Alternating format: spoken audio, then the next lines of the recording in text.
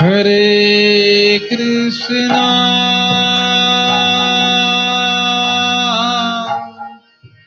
Hare Krishna,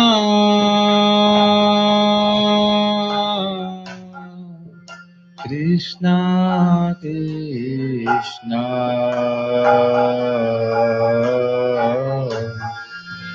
Hare Hare,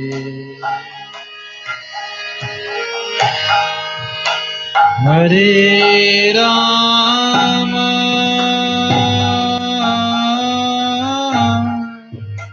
Hare Rama,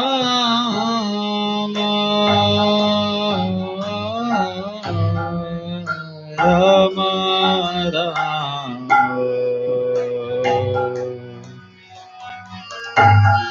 Hare Hare,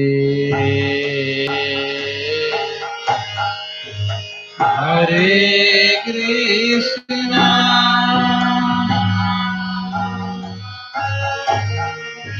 Hare Krishna,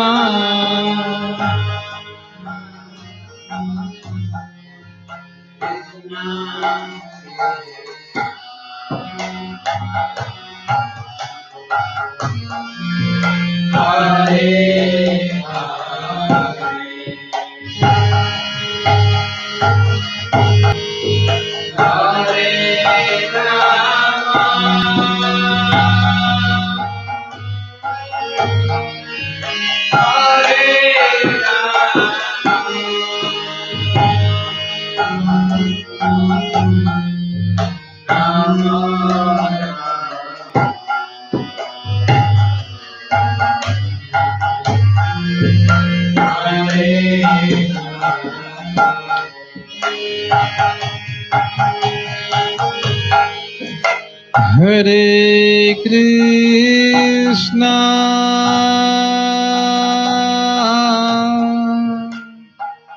Hare Krishna,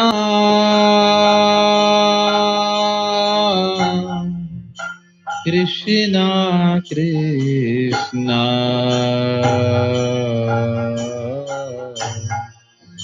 Hare Hare,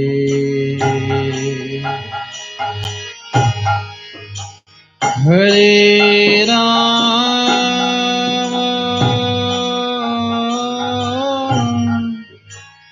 Hare Rama, Rama Rama,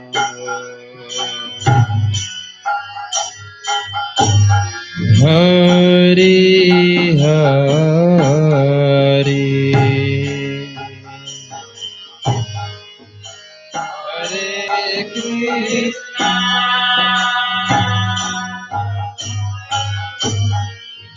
Hare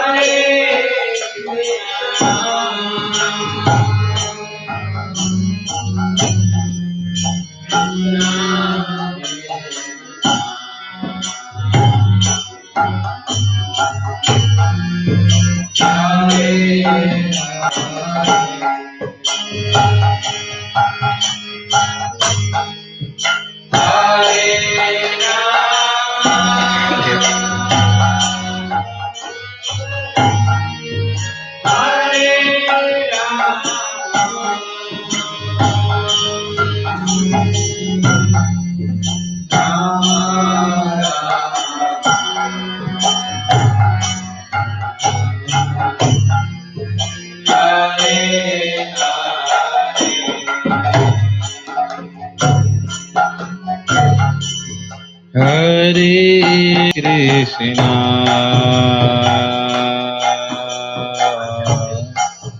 Hare Krishna, Krishna Krishna, Hare Hare,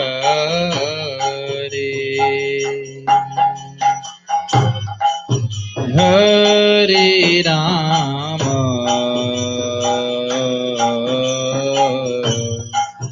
Hare Rama,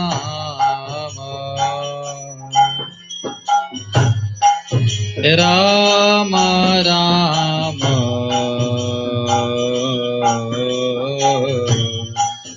Hare Hare.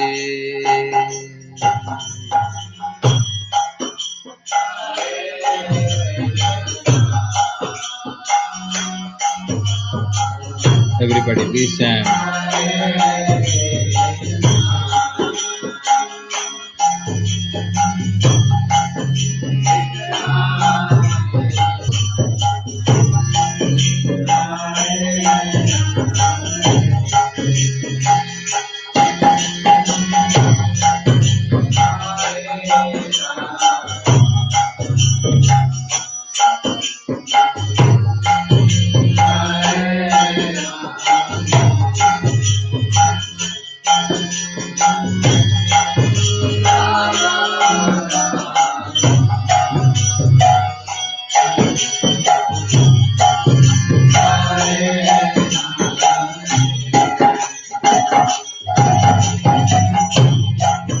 Hare Krishna,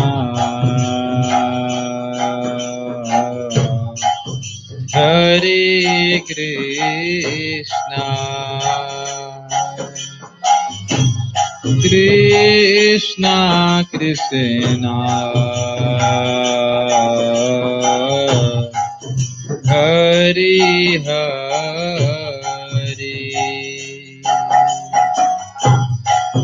Hare Rama, Hare Rama,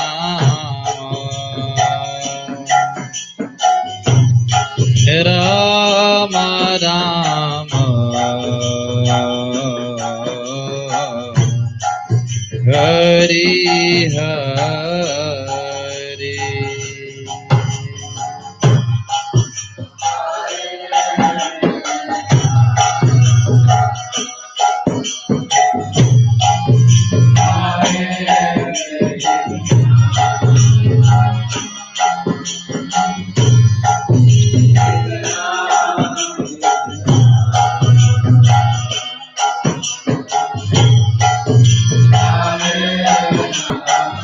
Very nice.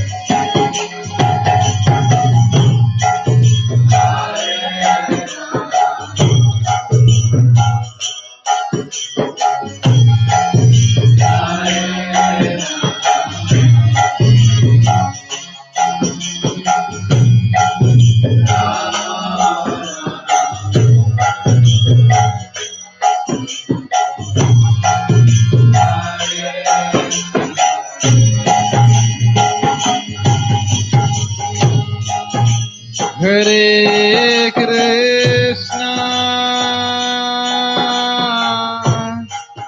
Hare Krishna, Krishna Krishna, Hare Hare, Hare Rama, Hare Rama, Rama Rama, Hare Hare. सभी लोग बोलिए Hare Krishna,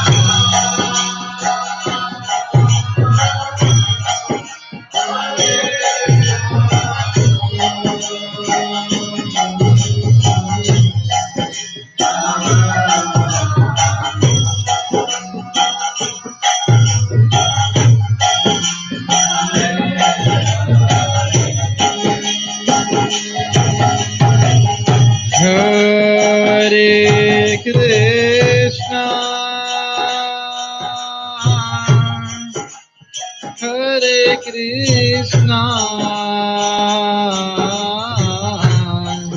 Krishna Krishna, Hare Hare,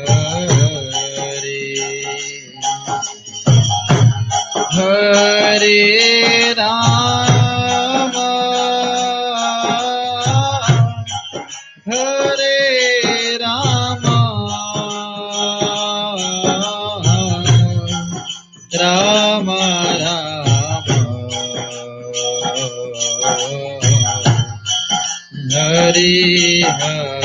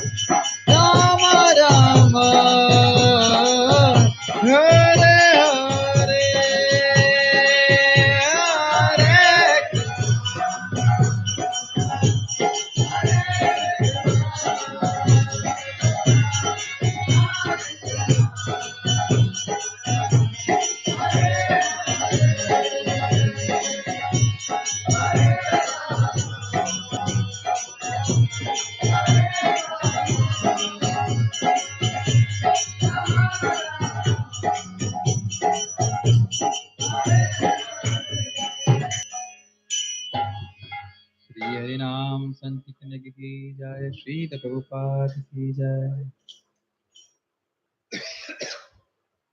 exhaust और fan को थोड़ा सा बंद कर दीजिएगा, थोड़ा सा कम कर सकते, बांट दीजिए भक्तों को। आज का पाठ है भक्ति वृक्ष पाठ्य पुस्तक कृष्ण सेवक। इट कैन बी लेस, या नॉट टू मच लेस। बहुत रुचिपूर्ण है, छोटा सा अध्याय है लेकिन बहुत रुचिकर होगा। पाठ 6 को फिर से शुरू ही करते हैं क्योंकि हमने पिछली बार ठीक से कल से कर नहीं पाए थे। पाठ 6 पेज नंबर 36 जप के बारे में बात हो रही है। प्रश्न है, पहले प्रश्न को हमने देखा नहीं था, प्रश्न को देखेंगे। हम कष्ट क्यों भोगते हैं? इन कष्टों का कारण हम स्वयं हैं या भगवान? हम स्वयं हैं। कष्ट क्यों भोगते हैं? हमारे पिछले कर्मों की वजह से हम लोग कष्ट भोगते हैं। एक इंटरेस्टिंग चीज है कि हम लोग कर्म करते समय कोई चुनाव करते हैं, लेकिन उस चुनाव का जो रिजल्ट है उस पर कोई चुनाव नहीं है। जैसे हम चुन सकते हैं कि हम अचार खाएंगे अभी, जस्ट फॉर एग्जाम्पल, वो हमारे चुनाव में है। उसके बाद कितनी एसिडिटी होगी ये हमारा चुनाव नहीं।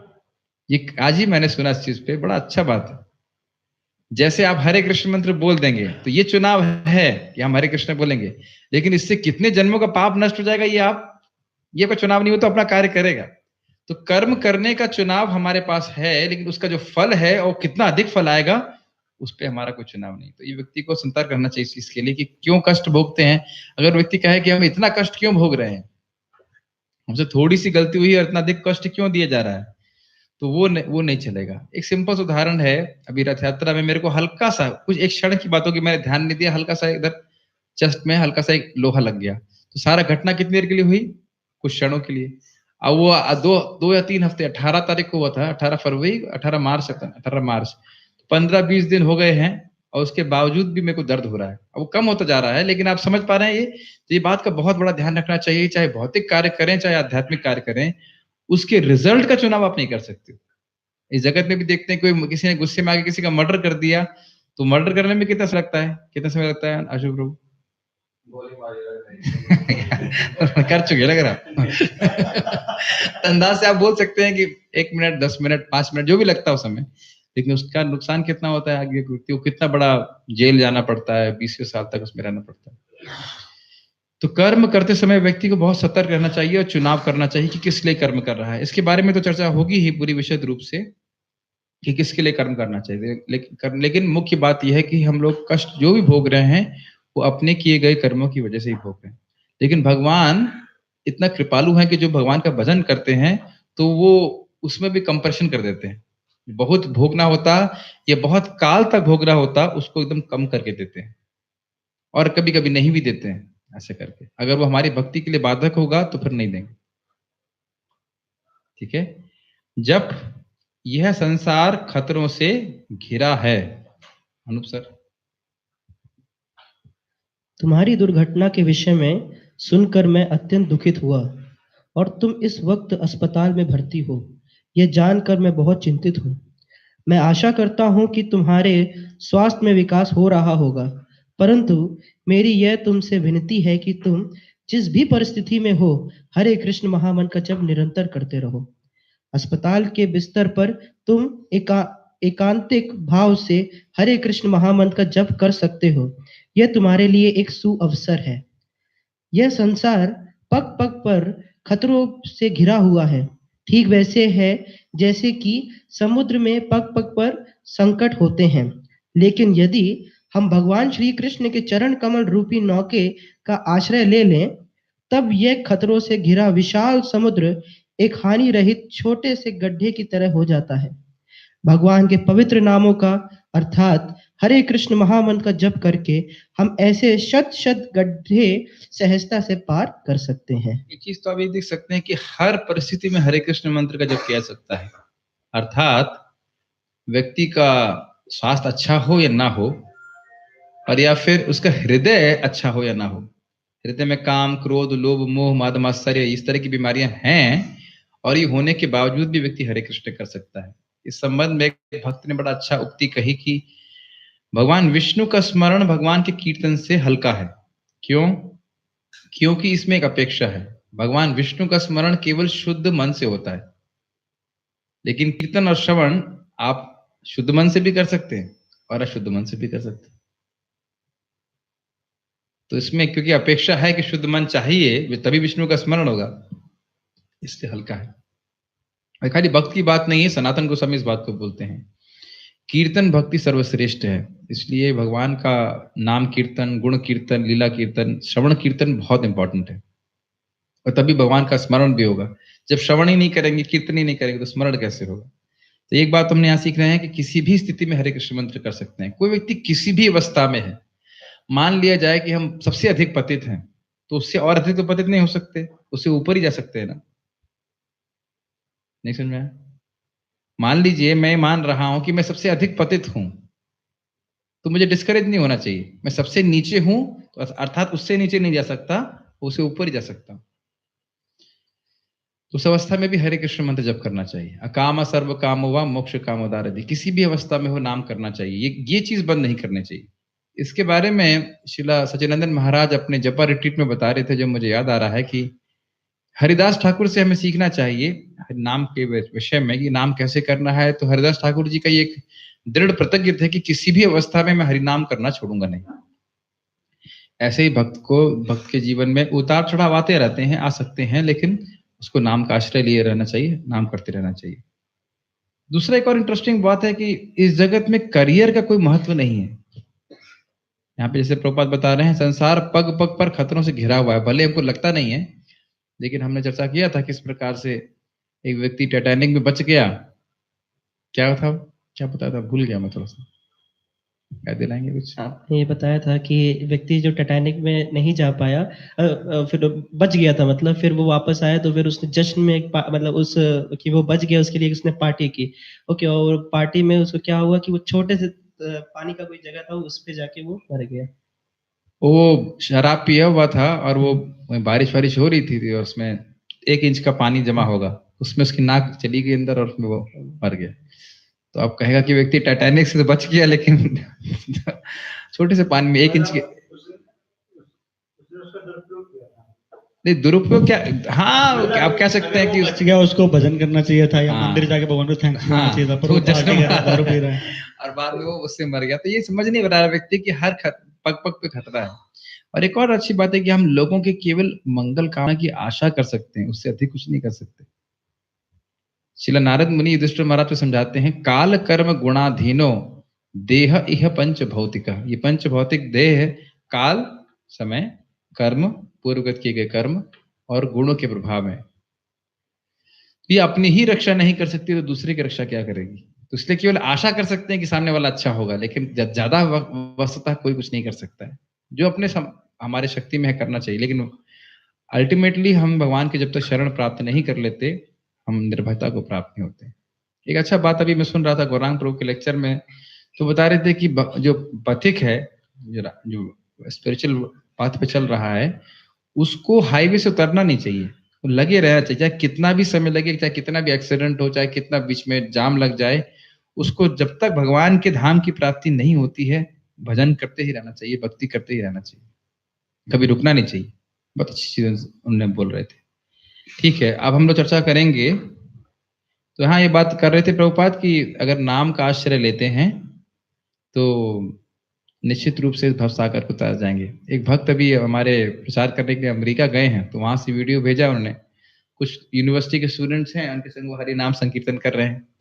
तो बोल रहे थे कि यहाँ पे कोई फिलॉसफी सुनना नहीं चाहता, हरि नाम ही इनका आश्रय है, इनके लिए तो हरि नाम ही एक तरीका है। हमने कहा इनके लिए नहीं, हमारे लिए भी हरि नाम ही एकमात्र तरीका है। सारा दर्शन जो फिलॉसफी हम सुन रहे हैं वो इसीलिए है ताकि हम लोग नाम का आश्रय ले सकें। फिर इस बात को रिपीट करूंगा कि क्यों सार्वभौम भट्टाचार्य जो फिलॉसफी में दिग्गज थे, उनको महाप्रभु ने बोला कि सबसे इंपॉर्टेंट है भगवान के पवित्र नामों का जप करना, क्योंकि एक्चुअली सबसे इंपॉर्टेंट है। इसी से हमारी अविद्या कटेगी, इसी से अज्ञान नष्ट होगा और हम भगवान को समझ पाएंगे। ठीक है, चर्चा का विषय हर कर्म क्या धर्म है। बहुत से लोगों का जब प्रचार करेंगे भक्ति करने का, बोलेंगे भक्ति कीजिए, तो यही आर्गुमेंट लगा देंगे, हम तो अपना कर्म कर रहे हैं, हमको भक्ति करने की क्या जरूरत है, कर्म ही पूजा है। हाँ, ईमानदारी से कर रहे हैं, भगवान के लिए करके चोरी से ईमानदारी से काम कर रहे हैं। तो इस प्रकार से हम चर्चा होगी आज की, क्या वाकई हर कर्म धर्म है, क्या कर्म ही पूजा है। अनूप सर पढ़िए। साधारणतः हम देखते हैं अनचाहा दुख जीवन में आता है, लेकिन सुख के लिए ही प्रयास करना पड़ता है। लेकिन प्रभुपाद कहते भाग्यवश सुख और दुख आता है। इस संदर्भ में एक संवादिक ने प्रभुपाद से प्रश्न पूछा, आधुनिक सभ्यता में यह व्यवहारिक नहीं है। नियति के अनुसार आपको जो भी मिलने वाला है, आप जहां भी हो वह आपको मिलेगा। महाराज, आप कुछ स्वाधीन नहीं चाहते पर वह आपको मिल जाता है। वैसे ही आप खुशी ना भी चाहते हो, परंतु अगर वो आपके नियति में है तो आपको वो मिलेगा। तुम्हें अपनी शक्ति भौतिक सुख के लिए व्यर्थ नहीं करना चाहिए। आप अपनी नियति से ज्यादा भौतिक सुख नहीं प्राप्त कर सकते हैं। इस संबंध में एक छोटी सी मजेदार घटना है। परम पूज्य राधा गोविंद महाराज बता रहे थे कि उनके संग एक साधु जुहू गए, तो उनको किसी घर में न्योता दिया गया था कि आज प्रसाद के लिए आइए।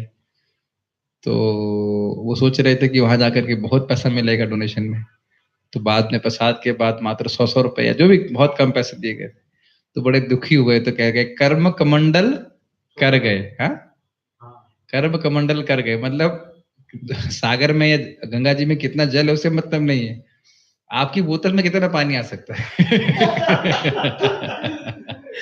दुनिया में बहुत धन है, सब कुछ है, लेकिन आपका कर्म का जो कमंडल है, जो कर्म किए हैं उसके अनुसार ही आपको मिलेगा। और अच्छा, मिलने के बाद भी कितना भोगेंगे ये भी कर्म के अनुसार है। नहीं तो लोगों के पास बहुत होता है लेकिन भोगने की शक्ति नहीं रहती। तो ये इंटरेस्टिंग है कि हमें जो हमारे भाग्य में लिखा है वो आएगा ही। जिस प्रकार से हम दुख नहीं चाहते हैं तो दुख आता है। सुख के बारे में हम लोग इतना कन्विंस नहीं होते, लेकिन दुख के बारे में तो देखते हैं ना कि जो दुख नहीं चाहते हैं। आज सुबह से अभी तक कोई दुख आया है आपके जीवन में? कुछ ना कुछ थोड़ा बहुत आया होगा और आप उसको बिल्कुल नहीं चाहते थे, बल्कि अवॉइड करना चाहते, नहीं नहीं नहीं आए, लेकिन फिर भी आता है। तो उसी प्रकार से भौतिक सुख भी आएगा। अभी मेरे सामने हुआ थोड़ी देर पहले, सुख आया, दुख नहीं आया। कि मैं सोच रहा था कि प्रसाद में, अरे ये सब्जी देखने में अच्छी नहीं लग रही है, और जैसे उसको ऊपर से देखा था, उधर जब उसको डाला तो कहा, ओह ये तो मेरी फेवरेट सब्जी है। यानी देखने में आपको लग रहा है कि जो कर्म है अच्छा नहीं है, लेकिन खैर वो तो कृपा है, लेकिन फिर भी। और जब खोलते हैं, जब आपके सामने वाकई जीवन में उसको अंदर देखते हैं, अनुभव करते देखते हैं, तो बहुत अच्छा है। तो खैर कहने का अर्थ ये है कि हम लोग दुख और सुख, दुख को जिस प्रकार से नहीं चाहते हैं भी आता है, वैसे ही व्यक्ति के जीवन में भौतिक सुख भी आएगा। इसके लिए बहुत चिंतित होना और बहुत अधिक प्रयासरत रहना, इतना प्रयासरत रहना कि भगवान की भक्ति न करें, ये बुद्धिमानी नहीं। पढ़िए। प्रश्नकर्ता, आप यह बात इतने विश्वास के साथ कैसे कह सकते हैं? श्रील प्रभुपाद, कैसे? मैं इतने विश्वास के साथ कह सकता हूँ क्योंकि जीवन में कई ऐसी निराशाजनक स्थितियां आती हैं जिन्हें हम नहीं जानते। उदाहरण के लिए राष्ट्रपति कैनेडी की अपने ही देश के एक नागरिक के हाथों मृत्यु हुई। इसे कौन चाहता था और ऐसा क्यों हुआ? वे एक महान व्यक्ति थे, इतने लोग उनकी रक्षा करते थे, पर फिर भी उनके भाग्य में इस प्रकार की मृत्यु लिखी थी। यदि भाग्य में ऐसा ही लिखा हो तो आपकी कौन रक्षा कर सकता है? अब इस चीज को देखिए, थोड़ा सा विचार कीजिए, जो हमने अभी थोड़ी शुरुआत में चर्चा किया था। जो कैनेडी थे, उन्होंने पहले जो अपने कर्म किए हैं उसके अनुसार उनका कैनेडी बनना लिखा था, और उनका मरना भी पहले से लिखा हुआ था, इस तरह से मरेंगे। अब इस बीच में वो क्या चुनाव करते हैं ये उनके ऊपर है। अगर आप कहेंगे नहीं उन्हें बड़ी मेहनत करी थी इसलिए कैनेडी बन गए, तो क्या मेहनत करी थी मृत्यु प्राप्त करने के लिए? बल्कि मेहनत कर रहे थे कि मृत्यु ना हो। कितनी ज्यादा उनकी सिक्योरिटी होगी हम तो अंदाजा भी लगा सकते। तो यानी कि हर क्षण हमारे पास चुनाव करने की स्थिति है। चुनाव है कि उस पर्टिकुलर परिस्थिति में जो हमारे पूर्वगत चुनाव के अनुसार आई थी, हम कैसे रिस्पॉन्ड करते हैं, कैसे व्यवहार करते हैं। उदाहरण के लिए, जैसे आप हवाई जहाज में बैठ जाएं, हवाई जहाज में बैठने के बाद अब सिंगापुर या जहां पे भी आप बैठे हो, वो आपने पहले चुनाव किया था। अब एक बार हवाई जहाज में बैठ गए, ऐसा नहीं कि वहां से कूद जाएंगे बीच में से, वो कूद जाएंगे, उसके बाद कोई चुनाव नहीं कर सकते कि अब अच्छा मैं वापस से हवाई जहाज में चला जाऊं, संभव नहीं है। लेकिन उसके अंदर बैठे होकर के आप क्या कर रहे हो, किसी से मित्रता कर सकते हैं, कोई वेजिटेरियन चीज खा सकते हैं, कोई नॉन वेजिटेरियन चीज खा सकते हैं, उन सब का प्रभाव आगे जाकर के पड़ेगा। तो इसीलिए बहुत इंपॉर्टेंट बात है कि लोगों में अगर कुछ सुधार लाना है तो उनको एजुकेशन और कल्चर देना आवश्यक है, क्योंकि तब वो सीखते हैं कि हमें सही चुनाव कैसे करना है। अगर आपको याद हो, हमने पहले चर्चा किया था, संगति के द्वारा व्यक्ति सही चुनाव करता है, उसको विवेक होता है कि मुझे क्या करना चाहिए और क्या नहीं करना चाहिए। उसकी स्थिति में परिवर्तन आएगा ये नहीं कह सकते आप, जो उसे कर्म है वो सब चलते रहेंगे, लेकिन वो सही चुनाव करना सीख जाता है, भगवान की शरण लेना सीख जाता है, जो कि सर्वश्रेष्ठ चुनाव। बढ़िया। अतः जिस प्रकार अनचाहा दुख जीवन में भाग्यवश आता है, उसी प्रकार भाग्यवश सुख भी आएगा। पर फिर क्यों इस प्रकार के सुधारों में हम अपना जीवन नष्ट करें? क्यों नहीं हम अपनी शक्ति का उपयोग श्री कृष्ण भक्ति के लिए करें? बुद्धिमत्ता यही है। भाग्य पर किसी का वश नहीं होता, भाग्य पर किसी का वश नहीं होता। हर व्यक्ति को जीवन में सुख और दुख भोगना पड़ता है। कोई भी निरंतर सुख नहीं भोगता, यह संभव नहीं है। एक इंटरेस्टिंग, कोई व्यक्ति सुख नहीं भोगता निरंतर, कोई व्यक्ति दुख भी नहीं भोगता।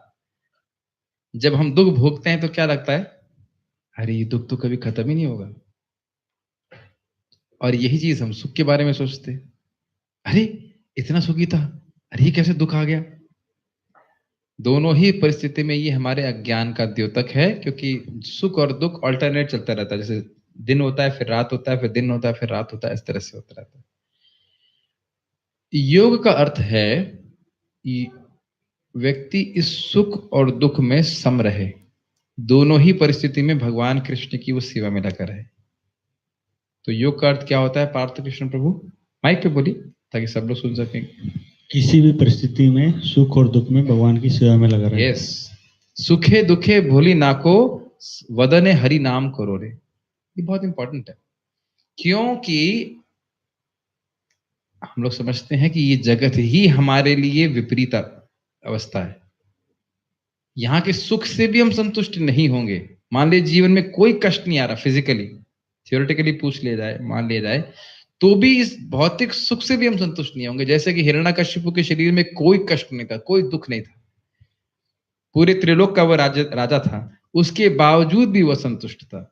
है ना, कितनी विडंबना है। हम यहाँ देख रहे हैं कि दुख होने वाला है, दुख आता है, लेकिन दुख आ ही नहीं रहा था। बस उसको एक ही दुख था कि उसका बेचारा बिगड़ गया था, बेटा बिगड़ करके भगवान विष्णु की आराधना करने लग गया था। अच्छा खासा लड़का था, असुर साम्राज्य में पैदा हुआ था, युवराज होने वाला था, लेकिन भक्त बन गया गलत संगत की वजह से। ये दुख था उसको, और कोई दुख नहीं था। तभी देख सकते हैं कि भौतिक सारी सुविधा प्राप्त करने के बावजूद व्यक्ति असंतुष्ट रहता है। ये और अजीब सी बात। नहीं तो हम लोग सोचेंगे अभी हमारे कष्ट है, इसका निवारण हो जाएगा, फिर मैं सुखी हो जाऊंगा, लेकिन उसके बावजूद भी सुखी नहीं होंगे। तो सुखी आत्मा तभी होगी होगा जब व्यक्ति भगवान की भक्ति को प्राप्त करेगा। बढ़िया। हाँ, जब दुखी होते हैं तो हैंकरिंग होती है सुख के लिए, तो ये हैंकरिंग किस तरह से हम बंद कर सकते हैं? क्योंकि ये इल्यूजन से बाहर नहीं आना पड़ेगा हमको। इस सुख और दुख दोनों ही से परे एक सुख है। हमने चर्चा किया था, सुखम आत्यंतिकम यतत बुद्धि ग्राह्यम अतीन्द्रियम। अभी ये सुख और दुख जो हम कर रहे हैं वो अपनी भौतिक इंद्रियों से अनुभव कर रहे हैं, इससे परे एक सुख है, और वह है भक्ति का सुख, ब्रह्म सुख। तो जब उसकी हैंकरिंग रहेगी, उसको प्राप्त करने के लिए रहेंगे, तो इस यहाँ के सुख और दुख से हम निवृत्त हो जाएंगे। और ये भगवत प्रेम की को बढ़ाने से होता है। जब भगवत प्रेम भक्ति में हमारे हृदय में बढ़ जाती है भक्ति, तो इस जगत के सुख भी हमको आकर्षित नहीं करते। एक्चुअली सब बताते हैं कि जब भक्ति बढ़ जाती है, जैसे जैसे प्रेम बढ़ता है, तो खाने और सोने इत्यादि का भी सुख उनको आकर्षित नहीं करता। तो फिर से निवृत्ति की बात ही छोड़ दीजिए। इनमें ही व्यवधान पड़ने पे हमें दुख होता है, खाने में, सोने में, रक्षा करने में। तो अगर इनके ही प्रति आसक्ति छूट गई तो दुख कैसे आएगा? ठीक है। जिस प्रकार आप अपनी विपत्तियों को आने से नहीं रोक सकते, उसी प्रकार सुख को भी नहीं रोक सकते, वह स्वतः ही आएगा। इसलिए इन सब बातों के लिए व्यर्थ अपना समय मत नष्ट कीजिए। वैदिक सभ्यता का उद्देश्य है भगवत साक्षात्कार, और यही तत्व की बात है। आज भी अपने देश में आप देखेंगे कि महत्वपूर्ण पर्वों पर लाखों लोग गंगा स्नान करते हैं, क्योंकि उनकी मुक्ति होने में रुचि है। वे आलसी नहीं हैं। वे हजारों मील दूर से चलकर आते हैं केवल गंगा स्नान करने के लिए। आप केवल उन्हें इसीलिए सुस्त नहीं कह सकते कि वे पशुओं की दौड़ में भाग नहीं ले रहे हैं। वे अपने जीवन के बाल्यकाल से ही आत्म साक्षात्कार करने में व्यस्त हैं। कौमार आचरत प्राज्ञो धर्मान भागवतानिहि। और वे इस कार्य में इतना अधिक व्यस्त हैं कि वे इसे कुमारावस्था से ही आरंभ कर देते हैं। इसलिए सोचना कि वे मंद हैं गलत है। बहुत अच्छी बात बोल रहे हैं। देखिए, ये वैदिक सभ्यता या भारतीय सभ्यता और आधुनिक सभ्यता में बहुत बड़ा अंतर है। आधुनिक सभ्यता में लोग सोच रहे हैं कि हम सुखी हो जाएंगे। पार्थ कृष्ण प्रभु कैसे? भौतिक सुख संपदा इकट्ठी करके या टेक्नोलॉजी एडवांस, बहुत टेक्नोलॉजी इकट्ठी करके, बहुत सुख सुविधा को इकट्ठा करके। ये बहुत बड़ा इल्यूजन है। और वैदिक सभ्यता में लोग कैसे सुखी होते हैं? भगवान की भक्ति करके। यस, भगवान की भक्ति करके। तो आप कहेंगे कि अरे भाई, ये लोग टेक्नोलॉजी में इतने एडवांस्ड क्यों नहीं है? ये लोग तो मूर्ख हैं, ये तो लेजी हैं, तो मेहनत क्यों नहीं कर रहे? क्योंकि वो जान रहे हैं कि पहले से सुख दुख हमारा निर्धारित हो चुका है। अब हम प्रयास करें भगवान की भक्ति करने के लिए, ताकि हम लोग भगवान के धाम की प्राप्ति कर सकें। और इस प्रयास के लाभ को लोग आंखों से नहीं देख सकते। जैसे आज कोई एकादशी कर रहा है कि अगर देखो मूर्ख है, हम लोग मजे से खा रहे हैं और ये सूख रहा है, ये फालतू है। तब ये व्यक्ति का कितना आगे लाभ हो रहा है कौन समझ सकता है? स्पेशली जब आप भक्ति करने लग जाओ तो माता पिता ही सोचते हैं, अरे समय क्यों बर्बाद कर रहे हो? मंदिर में जाके प्रणाम करने से, उछल कूदने से, हरे कृष्णा करने से क्या लाभ होगा? तो ये आधुनिक सभ्यता की प्रीचिंग हो गई है कि जो इस समय जीवन में थोड़ा सा इंद्रिय तृप्ति मिल जाए उसके लिए तो खूब प्रयास करो, और आगे भगवान की भक्ति मिल रही है तो उसके लिए कोई प्रयास मत करो। तो ये प्रभुपाद बहुत अच्छा बात बोल रहे हैं। लोग बाहर के लोग देखेंगे, अरे भाई गंगा जी में स्नान करने से क्या फायदा, वो भी माघ के महीने में, ठंड में। पागल हो गए हो, ठंडे पे स्नान कर रहे हो। So this is all wrong conception, जिसे कहना चाहिए। श्रेयस के बारे में वो नहीं समझते आगे क्या होने वाला। प्रश्न करता, इधर से कोई पढ़ना चाहेंगे? अनंत कृष्ण प्रभु, हम लेट को इधर आ सकते हैं, इधर आ जाइए, या माइक उधर आ सकता है, जैसे भी कर लीजिए। हाँ ठीक है। यस, ये लाइव चल रहा है ठीक से। प्रश्न करता, अब प्रश्न उठता है कि यदि भाग्य का लिखा मिटाया नहीं जा सकता, थोड़ा पास से पढ़िए माइक से। हाँ। तब हर नवजात शिशु को क्यों नहीं ऐसे ही पशु के समान छोड़ दिया जाता? क्योंकि जो उसके भाग्य में लिखा है वह तो होगा ही। तो ये बड़ा अच्छा प्रश्न है ना, क्योंकि लोग कहेंगे अच्छा आप लोग बोल रहे सब भाग्य के अनुसार है तो फिर हमें कर्म करने की जरूरत ही नहीं। यस, शिला प्रभुपाद, नहीं, मानव योनि में जन्म लेने का लाभ यही है कि आप उसे आध्यात्मिक रूप से प्रशिक्षित कर सकते हैं। इसीलिए कहा गया है तस्यैव हेतो प्रयतेत कोविदः। तुम्हें ये थोड़ा मैं समझाता हूँ इस चीज को। प्रभुपाद जी का उत्तर समझिए, बहुत ही डीप है। प्रभुपाद कह रहे हैं यहाँ पे कि जो भौतिक सुख है वो पहले से डिसाइडेड है, लेकिन आध्यात्मिक प्रगति आपके भाग्य पे निर्भर नहीं करती। ये बात इसीलिए प्रभुपाद ने कोट किया, तस्यैव हेतो प्रयतेत कोविदो न लभ्यते यद् भ्रमताम पर्यधः। यही चीज प्रभुपाद एक्चुअली कोट कर रहे हैं कि जो ऊपर के लोगों से लेकर नीचे तक लोग जो हैं उसमें जब भ्रमण कर रहे हैं अपने कर्मों के अनुसार, जो नहीं मिला है उसके लिए प्रयास करो। विभिन्न कर्म करने के बावजूद भी ऊपर के लोग से लेकर नीचे तक लोग मिले हैं, कभी स्वर्ग उठाए कभी नरक डुबाए, लेकिन हमें भक्ति नहीं मिली है। और उसके लिए हमें अलग से प्रयास करना पड़ेगा। ऐसा नहीं कि हमारे जो सो कॉल्ड काम में कर्म है उसके द्वारा हमें भक्ति मिल जाएगी। तो ये बात यहाँ प्रभुपाद समझा रहे हैं श्रील नारद मुनि को कोट करते हुए कि व्यक्ति को भक्ति के लिए प्रयास करना पड़ेगा। ये नहीं कि आप सोचेंगे कि नाम में रुचि मिल जाती है, बस सोचने से मिल जाएगा। करना पड़ेगा, भजन करना पड़ेगा, तब नाम में रुचि प्राप्त होगी। खैर अगर ये सोच भी रहा है, ये भी बहुत बड़ी बात है, सोचते भी नहीं लोग। लेकिन अगर चाहिए भक्ति में प्रगति करनी है तो पूर्वगत किए गए काम में कर्म या कोई पुण्य कर्म से कुछ नहीं होने वाला। भक्ति करने से भक्ति जागृत होती है। ठीक है, इस कारण से उस व्यक्ति को प्रशिक्षण देने के लिए, ऐसे वातावरण देने के लिए हमें कर्म करने की जरूरत है। अन्यथा उसका जो भौतिक सुख और दुख है वो पहले से डिसाइडेड है। हमने तो लिखा रहता है ना, इतनी उम्र में शादी होगी, इतनी उम्र में ये होगा, इतनी उम्र में नौकरी मिलेगी, उतनी उम्र में पैसा मिलेगा, इतना धन आएगा, ये होगा वो होगा, तो पहले से डिसाइडेड है।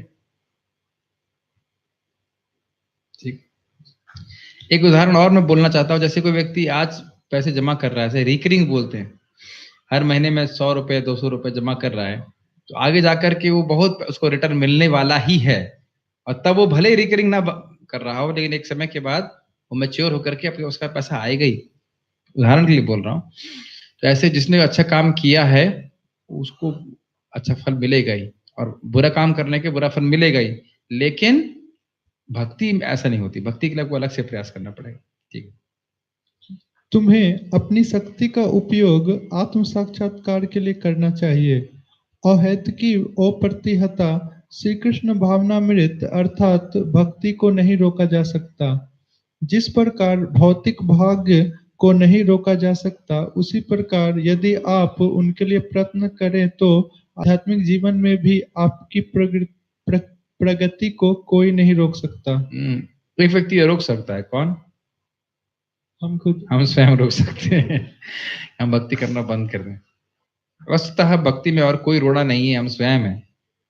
अगर हम प्रबल इच्छा रखें, और वो इच्छा भी भक्तों के संग में आती है, लेकिन अगर हम रखें इच्छा तो हम कर सकते हैं, भगवान की कृपा मिलती ही है। ठीक है, आगे पढ़िए। वास्तव में श्री कृष्ण तो भाग्य में लिखा भी बदल सकते हैं। भाग्य में जो लिखा है, भाग्य में लिखा भी बदल देते हैं। हाँ, देते हैं, पर मात्र अपने भक्तों के लिए। वे कहते हैं, अहम त्वाम सर्व पापेभ्यो मोक्षयिष्यामि, अर्थात मैं तुम्हें सभी पापों से मुक्त कर दूंगा, तुम्हारी रक्षा करूंगा। उदाहरण के लिए यदि किसी अपराधी को न्यायालय मृत्यु दंड देता है तो इसे कोई नहीं रोक सकता। स्वयं वह न्यायाधीश जिसने दंड दिया है वह भी अपने निर्णय को नहीं बदल सकता। पर अभियुक्त यदि राजा से प्रार्थना करे जो सब कानून से परे हैं, तो केवल राजा उसको क्षमा कर सकता है। अतएव इसके बारे में एक छोटी सी सच्ची घटना है। एक भक्त हैं, अभी भी हैं, रहस्य भक्त हैं। उनके घर में हमने प्रणाम किया था, केवल एक प्रणाम किया। उसके बाद वो बहुत अच्छे से भक्ति करने लग गए। 3 साल के बाद मिले तो एक ब्रह्मचारी हमारे आश्रम में थे, जिनको हाथ देखना बहुत अच्छे से आता था। तो बोले, प्रभु जी आपका बहुत कर्म कट गया है, आपके जीवन में बहुत बड़ा एक्सीडेंट होने वाला था, लेकिन अब वो नहीं हुआ क्योंकि आप भगवान का भजन कर रहे हो। तो उन्होंने कहा, हाँ मैं पहले मैं सब्जी का बिजनेस करता था जब उनके घर में हम गए थे। उसके बाद उनका मन परिवर्तित हो गया, वो टैक्सी का बिजनेस करने लगे। तो देखिए किस प्रकार से कर्म प्रेरित करता है, कर्म फल। तो टैक्सी चला रहे थे, निश्चित रूप से कोई ना कोई एक्सीडेंट होना था, लेकिन नहीं हुआ भगवान के अरेंजमेंट से। तो अभी देखिए कि जो उनका जान जानी थी, जो भी था वो बच गया ताकि भगवान की भक्ति कर सकें। और ये सब हुआ भगवान उनको जाने बिना, उनके बैकग्राउंड में सारा कुछ भगवान कर रहे हैं। इस तरह से जो व्यक्ति भगवान की भक्ति करने लगता है उसका पूरा परिवर्तन हो जाता है। इस बारे में मैं अपने गुरु महाराज का भी लेक्चर सुन रहा था, कह रहे थे कि बहुत एक महान एस्ट्रोलॉजर हैं बेंगलोर में, सबके बारे में ठीक बता देते हैं, लेकिन जो भक्त का हाथ देखें और अच्छे से अगर वो भक्ति कर रहा है तो कहता है आपके बारे में मैं कुछ नहीं बोल सकता, मुझे समझ में नहीं आ रहा है। और अभी एक भक्त है, उनका भी दीक्षा हुई तो उनके भाई को उनकी माँ किसी सिद्ध के पास लेके गई, तो उनका भाई भक्त नहीं है, तो उसका फ्यूचर वो बता पा रहा था। उसने आंखें बंद किया और कहा हमारा ये फ्यूचर है, ये है, वो है। जब उस भक्त को देखा, आंखें बंद करके कहते मुझे कुछ दिखाई नहीं पड़ रहा है मतलब जो है वो भक्त बड़ा परेशान हो गया। और चीज का क्या मतलब है? मैंने कहा इसका मतलब ये है कि आप मुक्त हो गए। कोई नहीं नहीं प्रभु जी मैं तो बद्ध हूँ। मैंने कहा ये अलग बात है कि आप मान रहे हैं, लेकिन एक्चुअली वास्तविकता ये है कि भक्ति में आने के बाद भगवान सब कुछ कर्म वगैरह चेंज कर देते हैं, पर्टिकुलरली दीक्षा के बाद। और जीवन में जो भी सुख दुख आता है वो सब हमारे अपराध की वजह से भी आता है, और जब भक्ति करते हैं उसकी वजह से सुख आता है। जो हम भक्ति कर रहे हैं उसकी वजह से सुख मिल रहा है, और जो अपराध होते हैं उससे दुख मिल रहा है, लेकिन ये सब कुछ भगवान के द्वारा डायरेक्ट हो रहा है, ना कि कर्मों के प्रावधान के अनुसार। ओके। अतएव हमारा एकमात्र प्रयोजन श्री कृष्ण की शरण लेना है। यदि हम आर्थिक प्रगति के द्वारा कृत्रिम रूप से और अधिक सुखी बनना चाहते हैं तो यह संभव नहीं है। कितने ही मनुष्य हैं जो कठोर परिश्रम कर रहे हैं, परंतु इसका क्या यह अर्थ हुआ कि सभी लोग टाटा या बिरला बन जाएंगे? प्रत्येक व्यक्ति सर्वोत्तम रूप से प्रयत्न कर रहा है।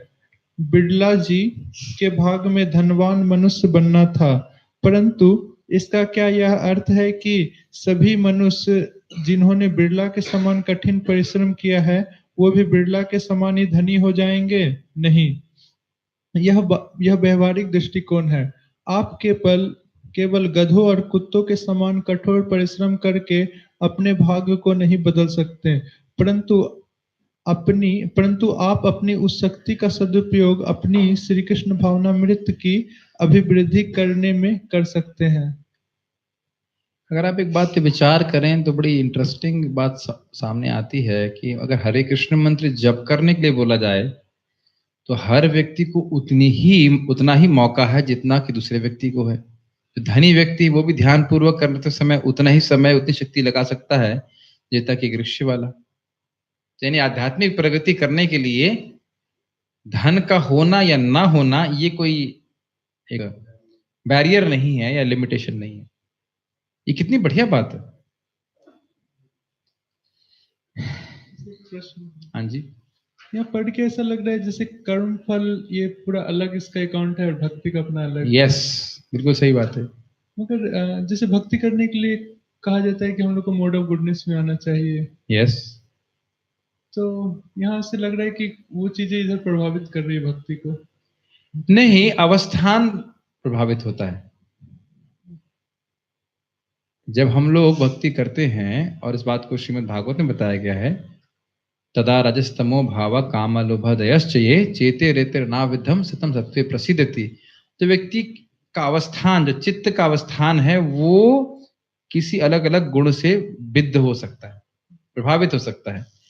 लेकिन भक्ति सब लोग कर सकते हैं, और भक्ति का साधन करते करते व्यक्ति ग्रेजुअली तमोगुण से रजोगुण से सतोगुण, तो सतोगुण हमारा लक्ष्य नहीं है, but is an intermediate stage जो हमें प्राप्त करनी होगी शुद्ध सत्व को प्राप्त करने के लिए। लक्ष्य तो हमारा शुद्ध सत्व है।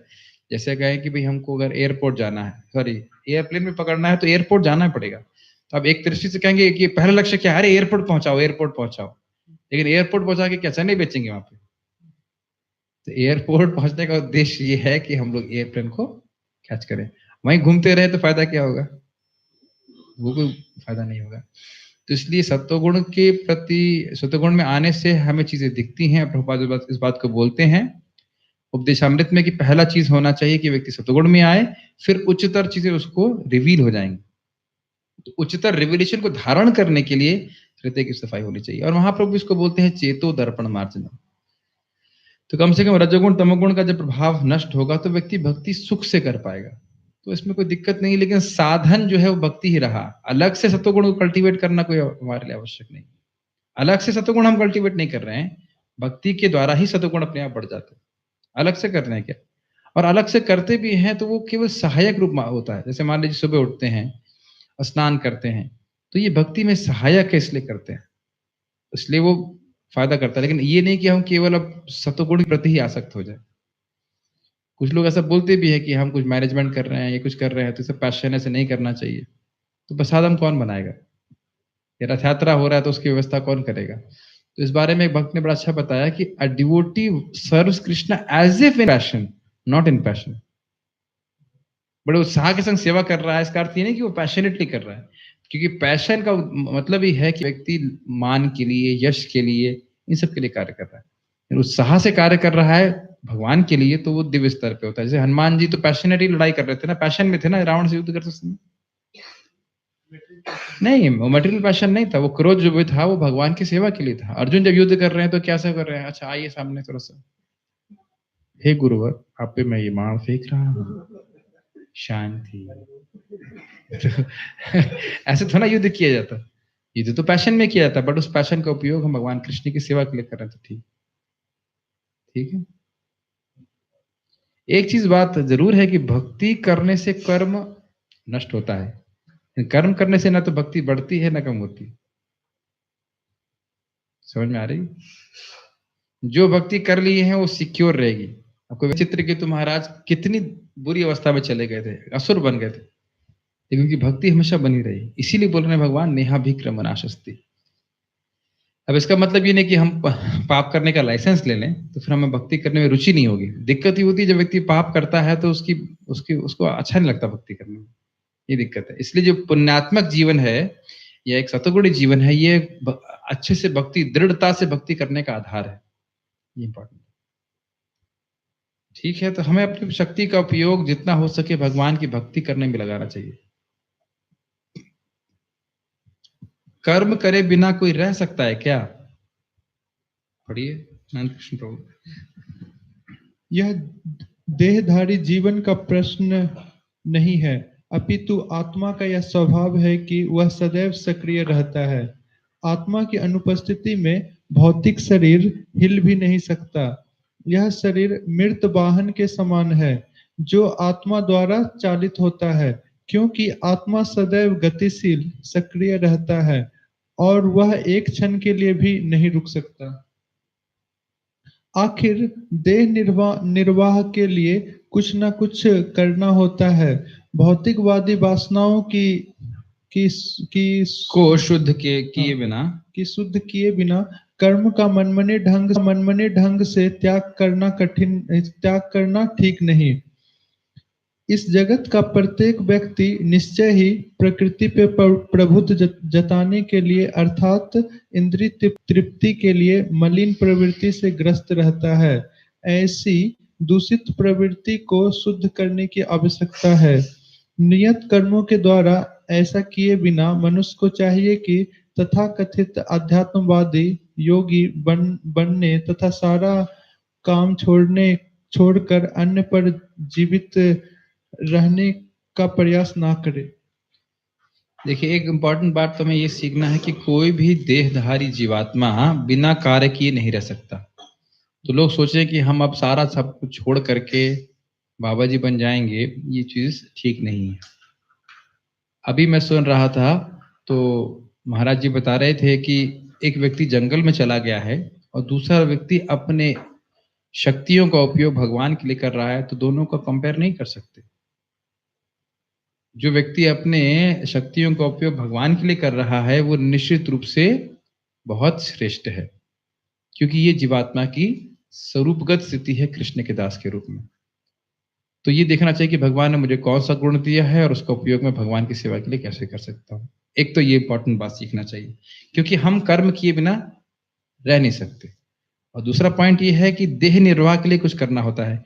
शरीर यात्रा पिचते न प्रसिद्ध कर्मणा, शरीर भी नहीं रख पाएंगे अगर हम कर्म ना करें। तो कर्म ना करने के लिए मना नहीं किया गया, लेकिन केवल देह का निर्वाह किस लिए कर रहे हैं ये ध्यान देना चाहिए। किस लिए कर रहे हैं देह का निर्वाह? कर रहे हैं नहीं कहना चाहिए, किस लिए करना चाहिए? ताकि अच्छी तरह से भक्ति कर सके। ताकि अच्छी तरह से भक्ति कर सके। जैसे कि हम कहीं कार से जा रहे हैं तो कार का भी व्यवस्थापन करना ठीक है, बहुत जरूरी है। उद्देश्य होना चाहिए कि हम कहाँ पहुंच रहे हैं, ये बहुत क्लियर होना चाहिए। और एक और इम्पोर्टेंट बात उन्हें बताई है कि हम सभी के हृदय में भोग की इच्छा होती है। तो उस भोग की इच्छा को शुद्ध किए बिना व्यक्ति तुरंत वैराग्य ले लेगा तो फिर वो टिक नहीं पाएगा। उसका मन जो है उसको वहां पे वो से करने नहीं देगा, उसको भोग में लगा के ही रखेगा। इसलिए ये सोचना कि मैं अब एकांत में जाकर हरे कृष्णा ही करूंगा, ये अच्छा विचार नहीं है, क्योंकि भोग की वासना उसको फिर खींच के लेके जाएगी। इसलिए वो बेहतर है कि वो हरे कृष्णा भी करे और साथ साथ अपने कर्तव्यों को भी करे। और उसके द्वारा धीरे धीरे उसका हृदय शुद्ध होगा। फिर एक दिन हरि नाम में इतना आनंद मिलने लग जाएगा कि इसको भौतिक कार्य किए ही नहीं जाएंगे। तो इस प्रकार से व्यक्ति को अपने जीवन में बैलेंस लेके चलना चाहिए, ना तो पूरी तरह से भौतिकता में फंस जाना चाहिए और आध्यात्मिकता में पूरी तरह फंसने की शक्ति ना होने पर या योग्यता ना होने पे उतना नहीं घुसना चाहिए कि वो कर ना सके। जिसे बोल दिया जाए कि भाई 64 राउंड्स करना है, कल से 128 करना है, तो अब वो उतना टेस्ट है नहीं, तो हम जंप मारने का प्रयास करेंगे तो फिर पता लगा 4 भी करने की इच्छा नहीं होगी। तो धीरे धीरे करके जो प्रभु से आचार्य बता रहे हैं, धीरे धीरे करके हमें साधना करना चाहिए, सेवा करना चाहिए।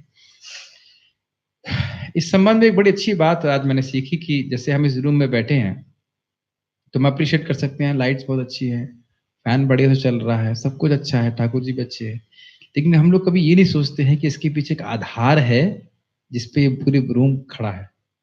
बहुत अच्छी बात मैंने सीखी आज।